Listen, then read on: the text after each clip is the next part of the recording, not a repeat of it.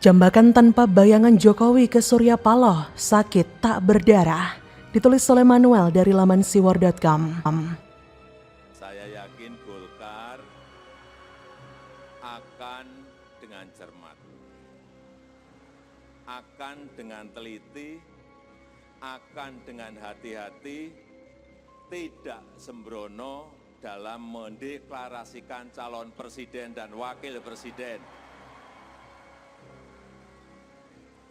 2024. Jokowi selama saya amati, ya kita tahulah memang Jokowi ini tidak suka banyak bicara. Namun dari bahasa, simbol-simbol dan kode-kode yang disampaikan, masyarakat ini seakan dipaksa untuk mengerti apa maksud dan pesan yang ingin disampaikan. Itu kan bagian dari koalisi pemerintahan saat ini. Ada beberapa menteri yang masuk dalam kabinet Jokowi itu dari Partai Nasdem, ada Kominfo, ada Menteri Kehutanan dan Lingkungan Hidup, dan lain-lain.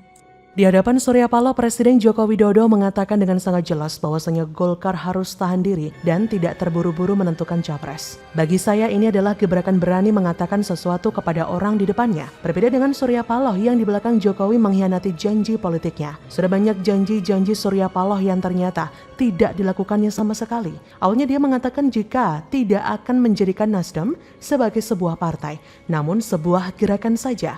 Lalu akhirnya dia membuat partai dan itu membuat saya curiga, kenapa orang ini menjilat ludahnya sendiri. Lalu kemudian setelah 3 kursi menteri diberikan Presiden Jokowi kepada Nasdem, pengkhianatan Nasdem kepada Presiden Jokowi jelas terlihat juga dengan mendukung Capres Anies Baswedan. Inilah yang saya kira menjadi alasan dan latar belakang mengapa Presiden Jokowi langsung menghajar dengan tendangan tanpa bayangan dalam acara Golkar yang dihadiri oleh Surya Paloh juga. Lalu entah sebelum atau setelah acara, ada video singkat mempertontonkan bahasa tubuh Presiden Jokowi yang tidak pernah bisa bohong terhadap pengkhianatan Surya Paloh. Saat itu, Ketua Nasdem menunggu giliran salaman dengan Presiden Jokowi. Mau sok dekat, sok akrab, orang ini menggenggam erat tangan Presiden Jokowi dan memegang-megang pundaknya sambil mau memeluk-meluk. Tapi Presiden Jokowi yang tidak terlalu gemuk itu berdiri kokoh, tidak bergerak, dan hanya menyodorkan tangannya tanpa memeluk balik. Hahaha, kasihan. Ini adalah bahasa tubuh yang kita bisa lihat bersama menghancurkan harga diri Surya Paloh yang sok-sokan akrab dengan Presiden Jokowi. Tapi tidak dianggapnya lagi karena sudah dianggap pengkhianat mungkin. Tindakan tanpa bayangan ini telah menghancurkan elektabilitas Nasdem dan popularitasnya si Surya Paloh. Karena sekali lagi mereka berkhianat. Mendukung Anies sebagai capres adalah satu gerakan yang mencelakai negara Indonesia dan siap mencederai bangsa ini dengan politik suku agama ras dan antar golongan yang dikerjakan dengan terstruktur, sistematis, dan masif. Lalu di dalam pidatonya Presiden Jokowi juga mengatakan dengan sangat jelas bahwasanya Golkar tidak boleh terburu-buru untuk capres.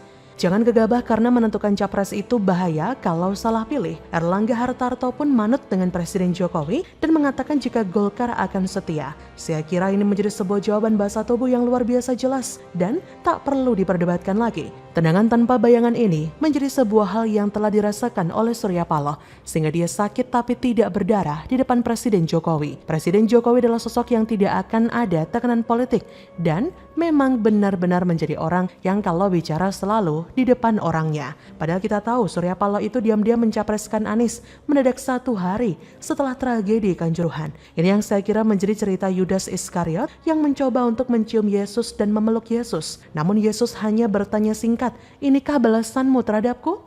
Semoga saja artikel ini bisa memahami kita semua bahwa memang di dalam politik tidak ada yang setia. Mungkin saja nanti Golkar bisa berkhianat, tapi sampai sekarang belum ada indikasinya sih sebetulnya. Tapi yang pasti yang sudah berkhianat adalah Nasdem yang membuat Presiden Jokowi harus menunjukkan di depan mata Surya Paloh. Ketidaksetujuan dari Presiden Jokowi terlihat jelas dan ketidaksukaannya sangat amat nyata.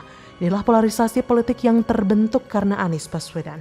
Presiden Jokowi itu pecatur ulung yang tak bisa sembarangan diajak main dan juga diajak bercanda, apalagi kalau ngomongin hari depan bangsa dan negara. Kelihatannya sih gampang banget ya Presiden Jokowi mempertontonkan ketidaksukaannya di hadapan Surya Paloh. Dan apa yang dilakukan Presiden Jokowi adalah tindakan yang sangat tepat.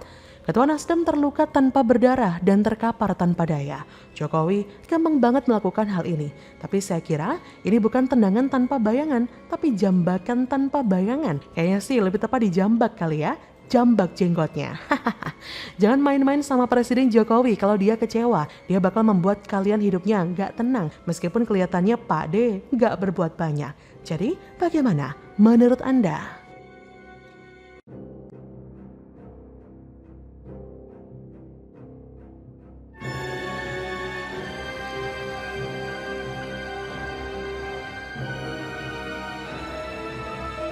Tetap mendedikasikan diri kita bahwasanya kepentingan bangsa, kepentingan negara, kepentingan nasional harus kita tetap letakkan di atas kepentingan golongan. Ketakutan dengar kabar reshuffle kabinet, Surya Paloh tegaskan tetap dukung pemerintahan Jokowi, gagal mundur, gagal angkat kaki.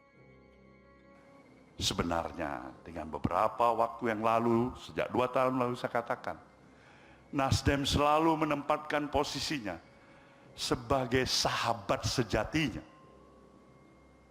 koalisi pemerintahan Jokowi. Bahwa Nasdem akan mengawal kontinuitas pembangunan yang sudah dilaksanakan oleh Bapak Presiden Joko Widodo. Apa yang kurang lagi? Apa yang dikhawatirkan lagi? Kalau ada yang masih kurang-kurang, itu mengolah politik dalam negara demokrasi, apalagi situasi menjelang pemilu. Mengolah itu adalah bagian dari dinamika demokrasi. Tapi ingat, jangan sampai menabrak etika, jangan sampai menabrak aturan.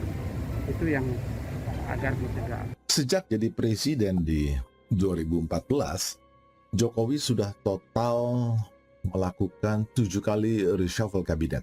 4 kali di periode pertamanya, 2014-2019, dan 3 kali di periode keduanya. Reshuffle yang terakhir itu bulan Juni lalu. Maka reshuffle keempat nanti ini adalah hal yang biasa-biasa saja bagi Presiden Jokowi. Ketua Umum Partai Nasional Demokrat Nasdem Surya Paloh mengaku ada pihak tertentu yang menginginkan agar partainya segera mengundurkan diri saja dari koalisi dan segera angkat kaki dari kabinet Jokowi setelah resmi mencapreskan Anies pada Pilpres 2024 mendatang. Tak hanya desakan untuk segera hengkang, Surya Paloh juga mengaku partainya habis-habisan kena nyinyir karena mengusung Anies Baswedan yang dianggap membawa pikiran-pikiran yang bertentangan dengan komitmen kebangsaan. Kendati mengaku mendapat tekanan luar biasa, namun Surya Paloh memastikan pihaknya tak bakal mengurungkan niatnya untuk mengusung Anies Baswedan pada Pilpres mendatang. Paloh melanjutkan, meski saat ini sudah resmi mendukung Anies, namun Nasdem, kata dia, tetap berada di barisan koalisi untuk mendukung Jokowi Ma'ruf hingga akhir masa jabatan nanti. Surya Paloh bahkan menyebutkan sejak 2 tahun lalu, partainya sudah menyebutkan akan tetap menjadi sahabat sejati koalisi pemerintah. Sekarang sekarang gini, secara logika saja, selama ini Nasdem kan memang katanya merupakan partai yang nasionalis. Tapi lihat saja pasca mengusung Anies menjadi bakal capresnya, banyak kadernya yang keluar karena tidak puas dengan keputusan tersebut. Apalagi ada satu kader nakal semacam Zulfan Lindan yang tiba-tiba saja menyerang Jokowi, mengkritik Jokowi habis-habisan yang menurut saya memang sudah pantas kalau Nasdem keluar dari koalisi atau menonaktifkan kader partai yang bersangkutan. Atau kemungkinan juga para menteri dari partai Nasdem keluar saja dari kabinet Jokowi. Karena tidak menutup kemungkinan bahwa kader-kader lain juga akan bertingkah sama seperti Zulfan.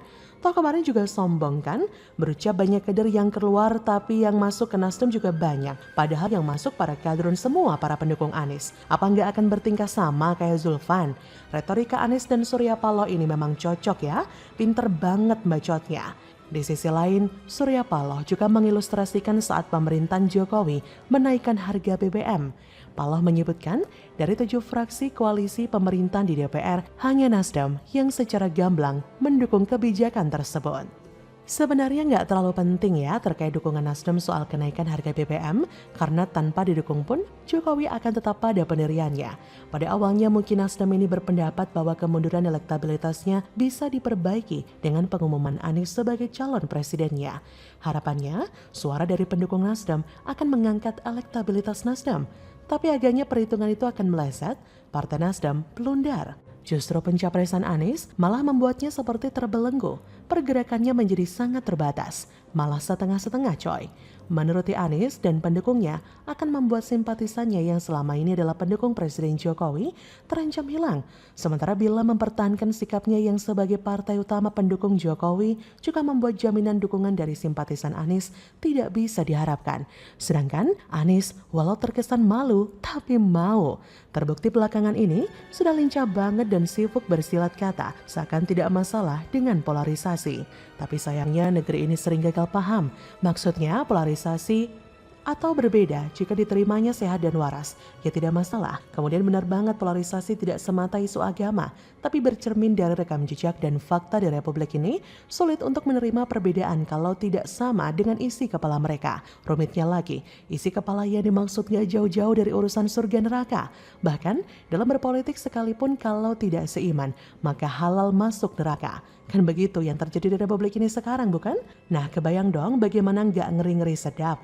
Padahal sebelumnya Surya Paloh mengatakan menentang sikap polarisasi pada Pilpres 2024. Tapi Anies yang konon diusung menjadi capres itu justru mengatakan wajar untuk polarisasi. Sekalipun Anies memberikan catatan bla bla bla dan bla pada polarisasi menurut definisi ala Anies. Namun ada fakta. Dan jangan lupa, Anies menjadi DKI 1 adalah berkat politik identitas. Bahkan kita pun tahu selama ini sepak terjangnya di Republik ini. Bagaimana menurut Anda?